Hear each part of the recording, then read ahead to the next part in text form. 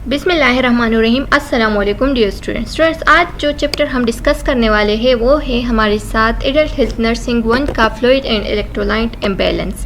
Fluid and electrolyte imbalance जो है ना, ये एडल्ट हेल्थ नर्सिंग में एक छोटा सा चैप्टर है जो कि हम 2 या 3 वीडियो लेक्चर्स में कंप्लीट करेंगे। तो आइए स्टार्ट लेते हैं। स्टार्ट लेने से पहले आप लोगों से एक छोटा सा रिक्वेस्ट है कि हमारे चैनल लेक्चर्स बाय अनाया को सब्सक्राइब करें, कमेंट करें and press the bell icon ताकि नेक्स्ट वीडियो का नोटिफिकेशन आप लोगों को बहुत जल्द मिल सके। ऑब्जेक्टिव्स क्या है?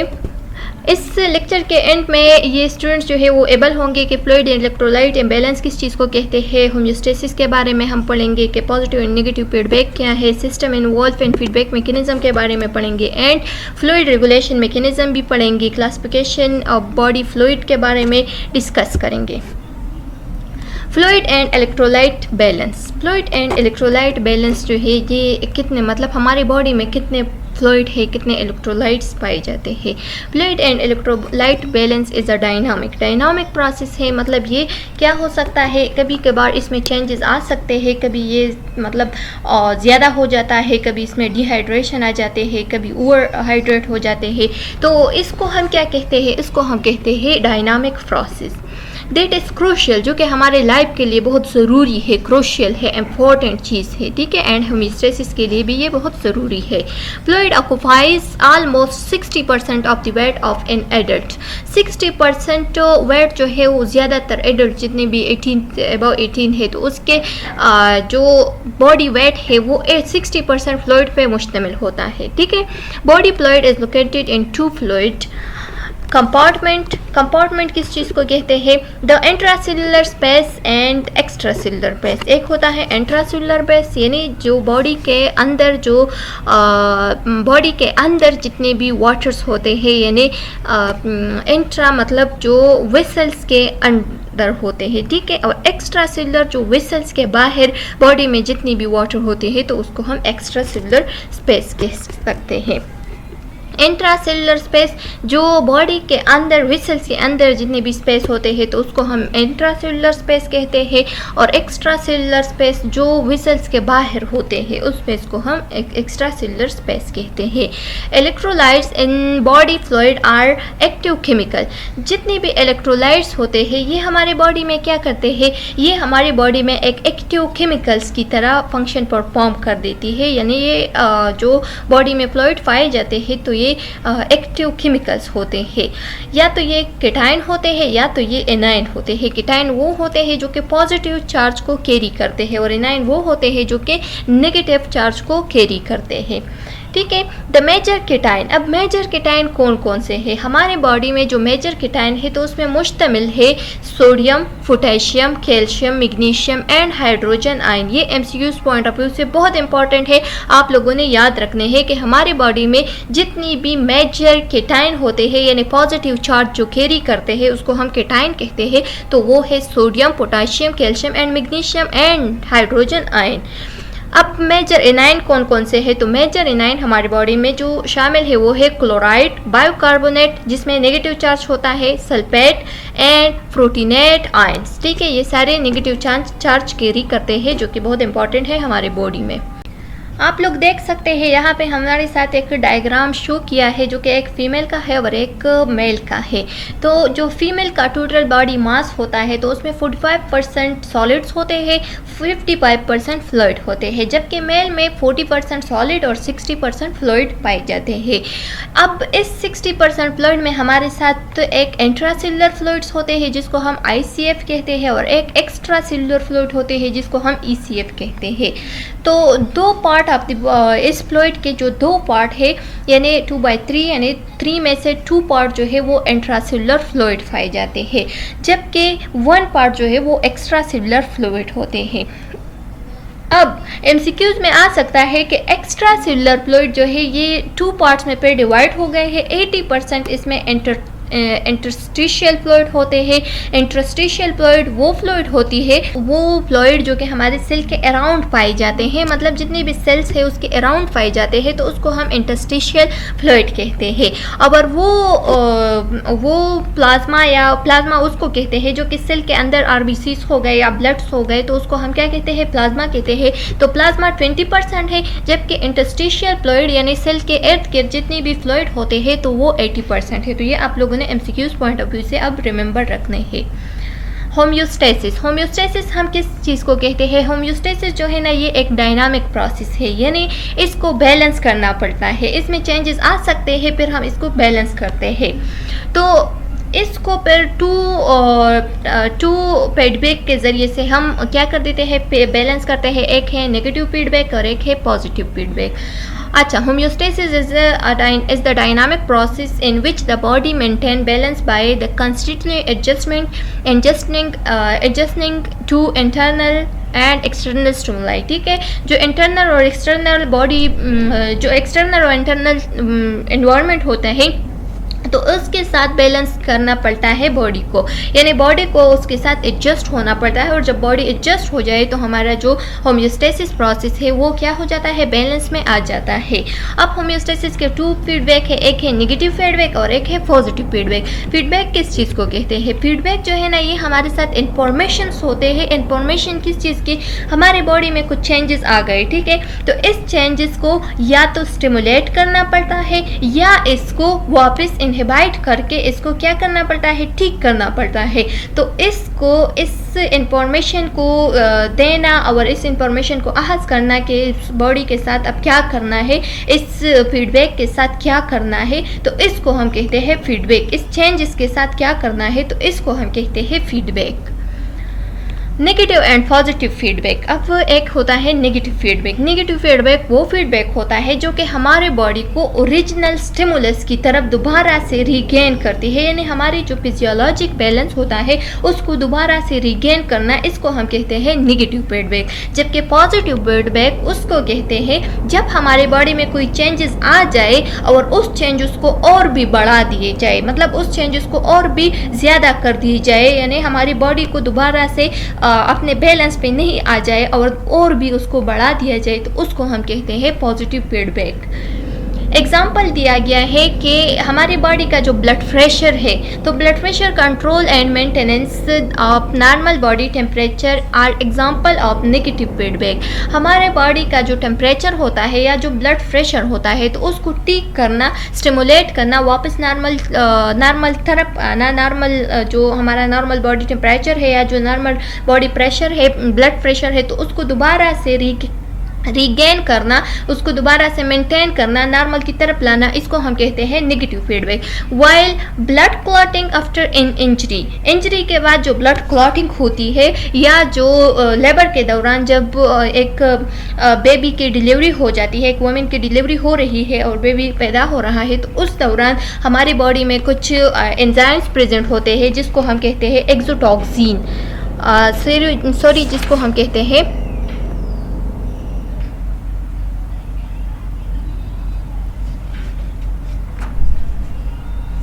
जिसको हम कहते हैं ऑक्सीटोसिन। ऑक्सीटोसिन जो है ना, ये क्या कर देती है, ये बेबी के बर्थ के लिए कंट्रैक्शन को और भी बढ़ा देती है।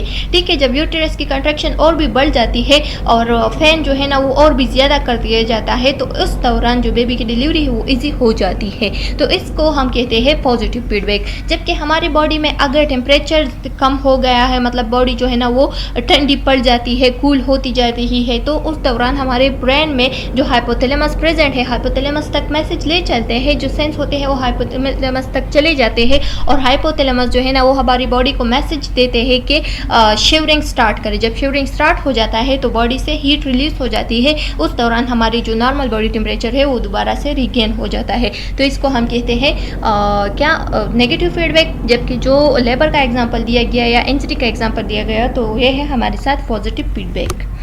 System involve in feedback. अब कौन कौन से सिस्टम इन्वॉल्व है हमारे फीडबैक मैकेनिज्म्स में, ठीक है, जो पॉजिटिव एंड नेगेटिव फीडबैक है उसमें कौन कौन से सिस्टम्स इन्वॉल्व है। The major system involve in feedback are nervous and endocrine system. 2 system है, एक है नर्वस सिस्टम और एक है एंडोक्राइन सिस्टम, जो कि मेजर काम करता है फीडबैक मैकेनिज्म में। नर्वस सिस्टम का क्या काम करता है होता है, the nervous system regulate homeostasis by sensing system deviation and sending nerve impulse to appropriate organ. यहाँ पे बताया गया है कि नर्वस सिस्टम का काम ये होता है कि ये हमारे बॉडी का जो होम्योस्टेसिस है उसको रेगुलेट रखे, ये मतलब इसमें सेंसिस प्रेजेंट होते हैं, ये सेंसिस का काम करता है। सेंसिंग का काम कैसे करता है, ये हमारे बॉडी में जितने भी चेंजेस आ जाते हैं तो उसको ले चलते हैं अपने जो मतलब इसका जो कंट्रोल सेंटर होता है वहाँ तक मैसेज ले चलता है, वहाँ से मैसेज को वापस क्या करता है, वहाँ से मैसेज वापस ले आता है और यहाँ पे जो चेंजेस है उसको दोबारा से क्या कर देती है, दोबारा से उस चेंजेस को बढ़ा देती है या उस चेंजेस को ठीक कर देती है, रिगेन कर देती है। एंडोक्राइन सिस्टम का अब क्या काम है, the endocrine system uses to the release and action of hormones to maintain. The endocrine system uses the release. Endocrine system जो है ना ये क्या कर देती है, ये यूज़ कर देती है release and action of hormone to maintain. ये हार्मोन्स को रिलीज़ कर देती है या हार्मोन के एक्शन को मेंटेन कर देती है ताकि हमारी बॉडी में जितने भी चेंजेस आए हैं तो वो अगर हार्मोन की वजह से हो तो वो ठीक हो जाए। Fluid, body fluids. अब हमने बॉडी फ्लूइड्स के बारे में पहले भी डिस्कस किया, जो लार्जर बॉडी का जो लार्ज हिस्सा है वो फ्लूइड पे मुश्तमिल है। Fluid make up a large portion of the body, जो बॉडी का जो लार्ज पोर्शन है तो वो फ्लूइड से ही बना हुआ होता है, विच आर अप्रॉक्सीमेटली 50% और 60%, 50 to 60% जो बॉडी का वेट है वो किस चीज़ पे मुश्तमिल है, फ्लूइड पे मुश्तमिल है। इस फ्लूइड में अब कौन कौन से फ्लूइड शामिल है तो वो हम डिस्कस करेंगे, ठीक है।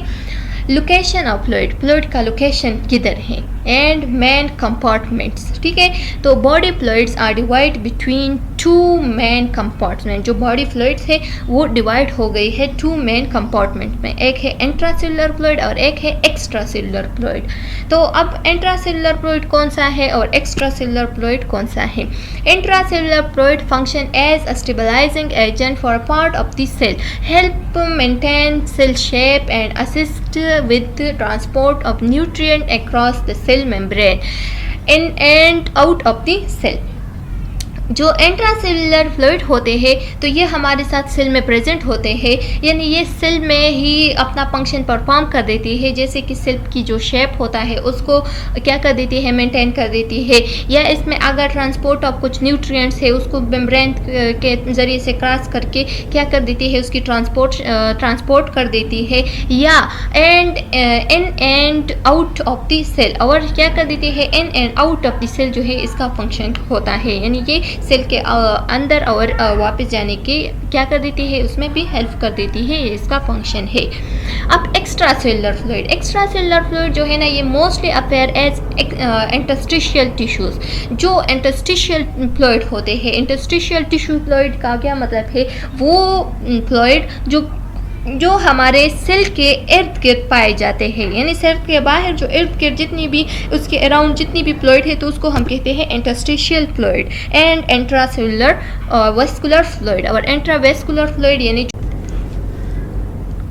अच्छा। Extracellular fluid mostly appear as interstitial tissues fluid and intravascular fluid. जितनी भी एक्स्ट्रासेलुलर फ्लूइड है तो वो इंटरस्टिशियल फ्लूइड में मुश्तमिल है एंड इंट्रावेस्कुलर यानी वेसल्स के अंदर जितनी भी फ्लूइड होते हैं उस पे, और जितनी भी फ्लूइड जो इंटरस्टिशियल होते हैं यानी इर्द गिर्द ऑफ द सेल होते हैं तो उसको हम कहते हैं इंटरस्टिशियल फ्लूइड। और ये दोनों फिर मुश्तमिल है किस चीज़ में, ये दोनों किस चीज़ में आते हैं, एक्स्ट्रासेलुलर फ्लूइड में आते हैं।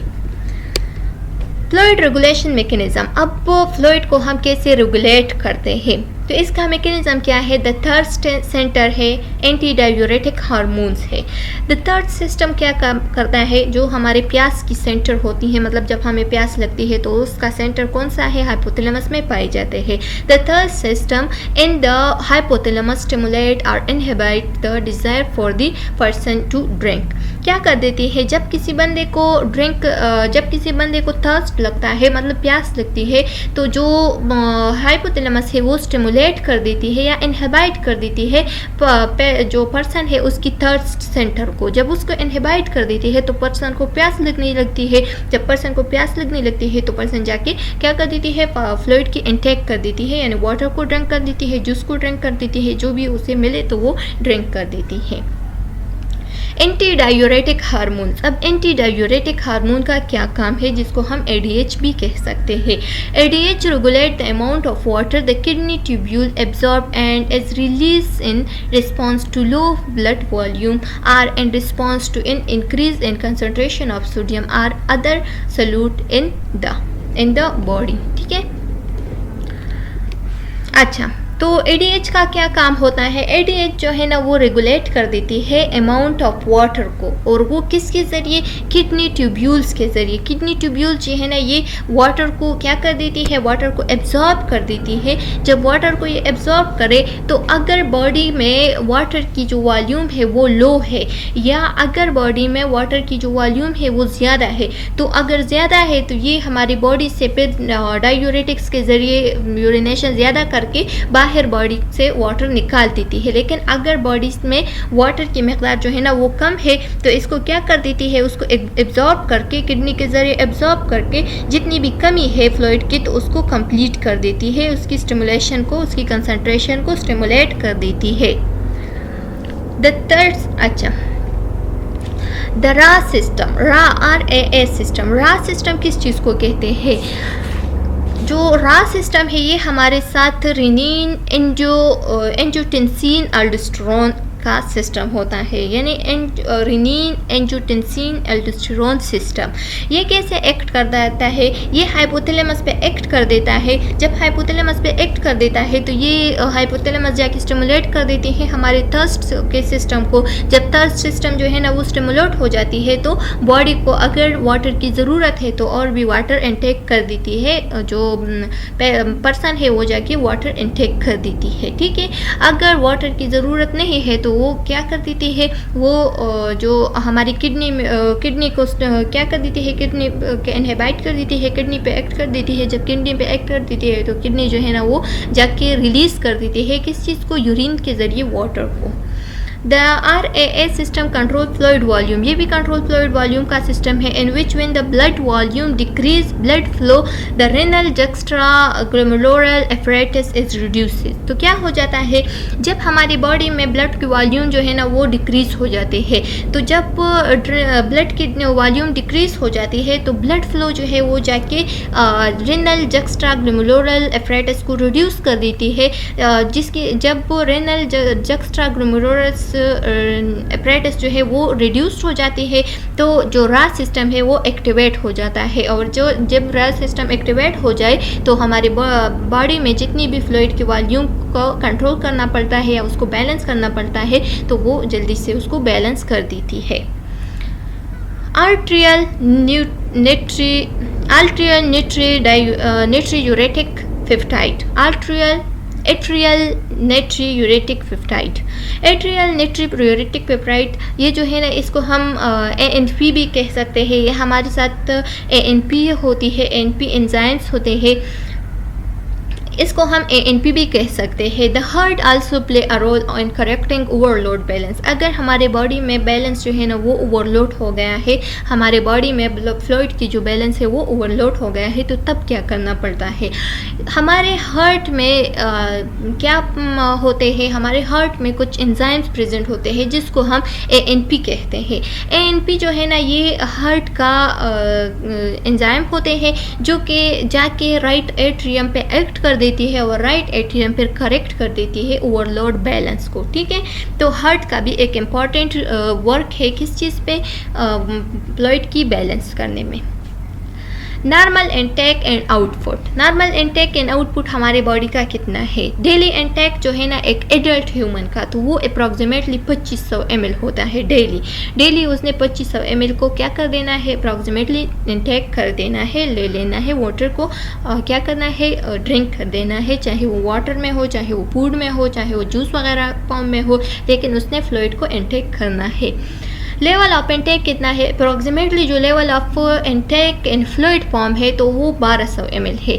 फूड में 1000 ml है, जबकि मेटाबॉलिक प्रोडक्ट में 30 ml है। यानी जो हम ड्रिंक कर देते हैं वाटर को या जूस वगैरह को, तो वो 1200 ml में इंटेक करना है अप्रॉक्सीमेटली डेली, ठीक है। और फूड के ज़रिए हम 1000 चाहे वो एज अ फॉर्म ऑफ शुरवा वगैरह हो, तो उसके ज़रिए से हम 1000 फूड वाटर जो है ना उसकी इंटेक कर देते हैं, और मेटाबॉलिक प्रोसेस में हमारे साथ 30 ml जो है वो इंटेक हो जाती है किस चीज़ की, फ्लूइड की।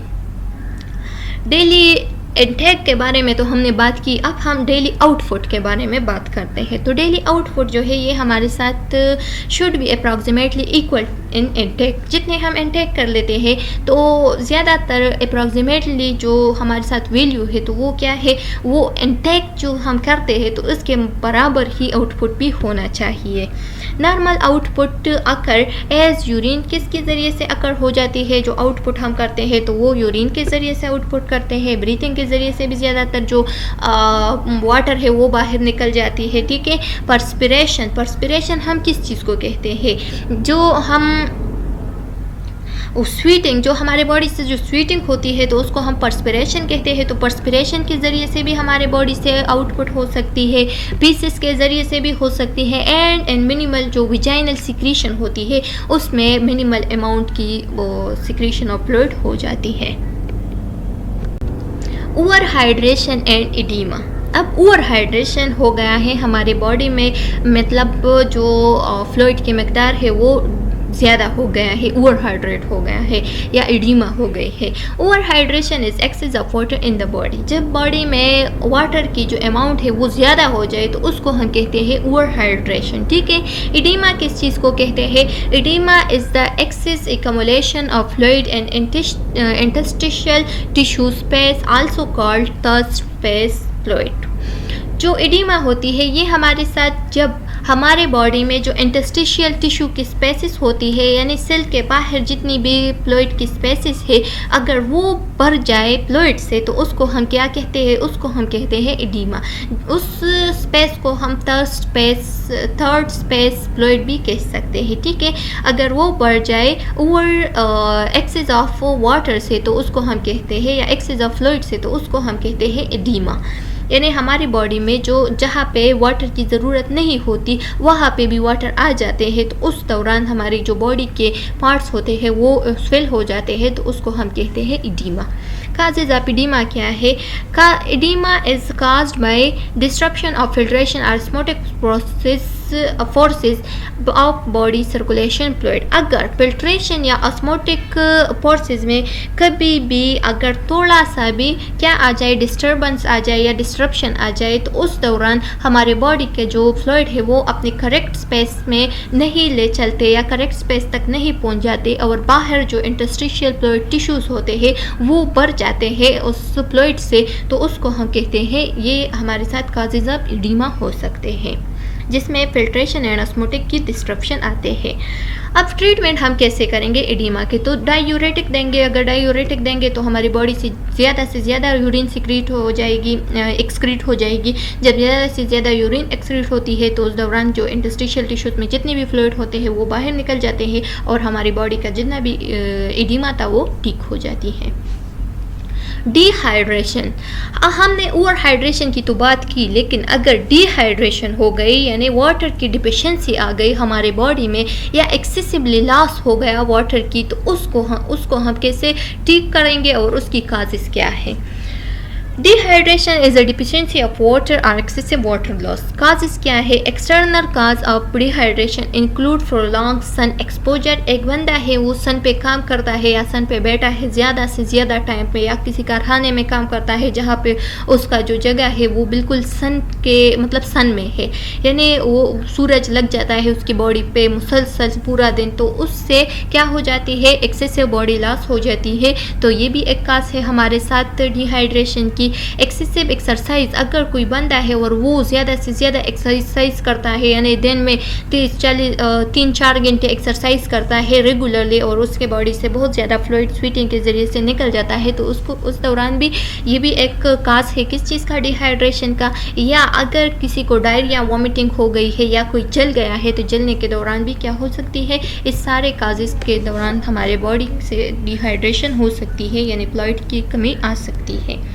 ट्रीटमेंट ऑफ डिहाइड्रेशन, डिहाइड्रेशन की ट्रीटमेंट क्या करेंगे, सप्लीमेंट देख लें जो कि सप्लीमेंटल फ्लूइड देंगे, यानी वो फ्लूइड या कि सप्लीमेंटल होते हैं, इलेक्ट्रोलाइट्स एडमिनिस्टर करेंगे, जैसे कि हमारे साथ नॉर्मल सेलाइंस हो गए या इसी तरह से रिंगल लेक्टेट वगैरह, ये हम क्या करेंगे फिर पेशेंट को देंगे ताकि जो उसकी फ्लूइड का मकदार है वो वापस अपने नॉर्मल कंडीशन में आ जाए। इलेक्ट्रोलाइट्स, इलेक्ट्रोलाइट्स किस चीज़ को कहते हैं, इलेक्ट्रोलाइट जो है ना ये वो सब्सटेंस होते हैं जिसको हम वाटर में डिज़ोल्व कर देते हैं तो वो आयन डिसोशिएट कर देता है, आयन प्रोड्यूस कर देता है, चाहे वो पॉजिटिव आयन हो चाहे वो नेगेटिव आयन हो, केटायन हो या एनायन हो, लेकिन आयन को क्या कर देती है, प्रोड्यूस कर देती है, तो इसको हम कहते हैं इलेक्ट्रोलाइट्स। ओरिजिन क्या है, electrolytes are found in the form of inorganic salt, acid and basis. Electrolytes का जो ओरिजिन है वो कहाँ पे है, या तो इनऑर्गेनिक साल्ट्स में होता है या एसिड या बेस फॉर्म में प्रेजेंट होता है। एक्टिव केमिकल्स, एक्टिव केमिकल्स किस चीज़ को कहते हैं, electrolyte concentration are measured according to their chemical activity and express as milliequivalent. जो इलेक्ट्रोलाइट्स कंसंट्रेशन है तो इसको हम कैसे मेजर करते हैं, हमारे पास जो बॉडी का जो केमिकल्स होते हैं अगर वो उसकी एक्टिविटी जो है ना वो क्या हो जाए, अगर उसकी एक्टिविटी जो है ना उसके अकॉर्डिंग हम फिर मेजरमेंट ऑफ इलेक्ट्रोलाइट कंसंट्रेशन कर देते हैं, क्योंकि उसकी एक्टिविटी अगर ज़्यादा एक्टिव हो तो हम उसके साथ फिर क्या करेंगे, जो इलेक्ट्रोलाइट कंसंट्रेशन है उसको मेजर करेंगे, अगर उसकी एक्टिविटी कम हो तो उसके मुताबिक ही इलेक्ट्रोलाइट की कंसंट्रेशन को हम क्या कर देते हैं, मेजर करते हैं, जो कि हमारे साथ एक्सप्रेस हो जाते हैं मिली इक्विवेलेंट में।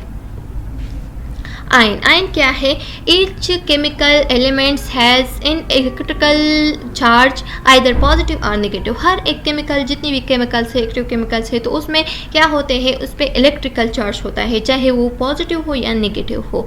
इंट्रासेलुलर इलेक्ट्रोलाइट्स कौन कौन से हैं, तो जितनी भी इंपॉर्टेंट इंट्रासेलुलर इलेक्ट्रोलाइट्स है तो उसमें हमारे साथ शामिल है potassium, magnesium, sulphate and phosphate. ठीक है, ये आप लोगों ने MCQs पॉइंट ऑफ व्यू से याद रखना है, MCQs आ सकते हैं इसी से कि इंट्रासेलुलर इलेक्ट्रोलाइट कौन कौन से है। तो जितने भी इंपॉर्टेंट इंट्रासेलुलर इलेक्ट्रोलाइट्स है तो उसमें हमारे साथ है potassium, magnesium, sulphate and phosphate. ठीक है, एंड इसमें सबसे डोमिनेंट कैटायन कौन सा है, कैटायन जिस पे पॉजिटिव चार्ज हो तो वो हमारे साथ है पोटेशियम, जबकि जो डोमिनेंट एनायन है वो फॉस्फेट है। तो आप लोगों ने ये दोनों भी MCQs पॉइंट ऑफ व्यू से याद रखते हैं कि जो डोमिनेंट कैटायन है इंट्रासेलुलर इलेक्ट्रोलाइट्स में तो वो पोटेशियम है, जो डोमिनेंट एनायन है इंट्रासेलुलर इलेक्ट्रोलाइट्स में तो वो फॉस्फेट है।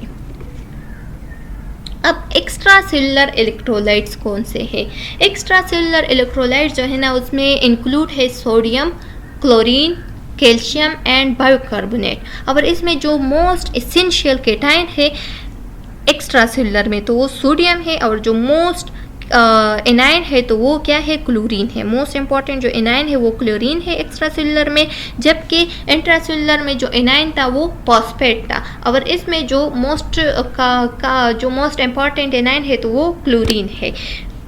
इसी तरह से जो इंट्रासेलुलर में मोस्ट इम्पॉर्टेंट कैटायन था तो वो पोटेशियम था, और इसमें जो है वो सोडियम है। तो ये MCQs में आ सकते हैं, एक कंफ्यूजेबल वाला क्वेश्चन है, तो आप लोगों ने इसको रटास के ज़रिए से रिमेंबर रखना है। Fluid and electrolytes transport. अब फ्लूइड एंड इलेक्ट्रोलाइट ट्रांसपोर्ट की कुछ बात करते हैं तो इसके पे कुछ क्या है, कुछ ट्रांसपोर्ट सिस्टम्स भी है, जैसे कि active transport, passive transport, osmotic या फिल्ट्रेशन वगैरह, तो उसको भी हम डिस्कस करेंगे। Total electrolyte concentration affect the body fluid balance. जो टोटल इलेक्ट्रोलाइट कंसंट्रेशन होता है तो ये बॉडी के जितने भी फ्लूइड बैलेंस है उसको क्या कर देती है, उस पर अफेक्ट कर देती है। ठीक है, द बॉडी सेल, जो बॉडी सेल्स होते हैं तो उसमें हमारे साथ nutrients and oxygen should be enter body cells. Body cells के अंदर न्यूट्रिएंट्स पाए जाते हैं या ऑक्सीजन, दोनों हमारे साथ जो बॉडी सेल्स होते हैं उसके अंदर होते हैं। While waste product should should exist the body, और जो वेस्ट प्रोडक्ट होते हैं तो वो हमारे बॉडी से बाहर निकल जाते हैं, उसको बॉडी एग्जिस्ट कर देती है, ख़त्म कर देती है। सेल मेम्ब्रेन का क्या फंक्शन है? The cell membrane separate the intracellular environment from the extracellular. ये इंट्रासेलुलर एनवायरनमेंट को एक्स्ट्रा सेलुलर एनवायरनमेंट से क्या कर देती है? जुदा कर देती है, अलहदा कर देती है, सेपरेट कर देती है। परमेबिलिटी किस चीज़ को कहते हैं? The ability of the membrane to allow molecule to pass is known as permeability. वो एबिलिटी एक मेम्ब्रेन की जो कितने मालिक्यूल को अलाउ कर देती है अपने अंदर, यानी मेम्ब्रेन के अंदर कितने मालिक्यूल को क्या कर देती है? अलाउ कर देती है, और कितने मालिक्यूल को बाहर छोड़ देती है, तो इस एबिलिटी को हम कहते हैं परमिबिलिटी। अब परमेबिलिटी के फिर कुछ अक़साम है, जैसे कि फ्रीली परमिएबल मेम्ब्रेन, यानी टोटली परमिएबल मेम्ब्रेन होता है कि इससे वेस्ट सब्सटेंस भी पास हो जाते हैं और इम्पॉर्टेंट सब्सटेंस भी पास होता है। आलमोस्ट एनी फूड और waste substance is through pass. ठीक है, ये वो मेम्ब्रेन होता है जो कि अलाउ कर देती है हर किस्म की सब्सटेंस को, चाहे वो फूड हो चाहे वो वेस्ट हो, उसको पास कर देती है। जो कि सेलेक्टिव परमिएबल वो मेम्ब्रेन होता है जो कि सेलेक्टिवली परमिएबल होता है, यानी वो कुछ अहम चीज़ों को, स्पेसिफिक सेल को या स्पेसिफिक सब्सटेंस को क्या कर देती है? उसके ज़रिए से, इस मेम्ब्रेन के ज़रिए से पास कर देती है, उसको अलाउ कर देती है, बाकी को अलाउ नहीं कर देती, तो इसको हम कहते हैं सेलेक्टिव परमिएबल। पैसिव ट्रांसपोर्ट वो ट्रांसपोर्ट होता है जिसमें हमारे साथ मैकेनिज़्म शामिल है, डिफ्यूजन, ऑस्मोसिस एंड फिल्ट्रेशन। ठीक है, इसमें हमारे साथ एनर्जी के वेस्ट नहीं होती, इसमें कुछ मैकेनिज़्म शामिल है, डिफ्यूजन, ऑस्मोसिस एंड फिल्ट्रेशन। ये आप लोगों ने एमसीक्यूज़ पॉइंट ऑफ व्यू से याद रखने हैं कि कौन से ट्रांसपोर्ट के मैकेनिज़्म में ये मैकेनिज़्म शामिल है, डिफ्यूजन, ऑस्मोसिस एंड फिल्ट्रेशन, तो वो पैसिव ट्रांसपोर्ट है। डिफ्यूजन क्या है? Diffusion are a process of being widely spread is the random movement of molecule from an area of higher concentration to an area of lower concentration. एक higher concentration से lower की तरफ आना कुछ substance का जो कि वाइडली स्प्रेड हो जाए या रैंडमली मूवमेंट होता है, तो उसको हम कहते हैं डिफ्यूजन, जो कि लोअर कंसंट्रेशन तक आता है, मतलब हायर से लोअर तक, इसमें एनर्जी की वेस्ट नहीं होती। Filtration is a transport of water and dissolve material. ये वाटर एंड डिजॉल्व मटेरियल का ट्रांसपोर्ट होता है जो कि हायर कंसंट्रेशन से लोअर की कंसंट्रेशन की तरफ आते हैं वाटर के क्या मटेरियल्स को, तो उसको हम कहते हैं फिल्ट्रेशन।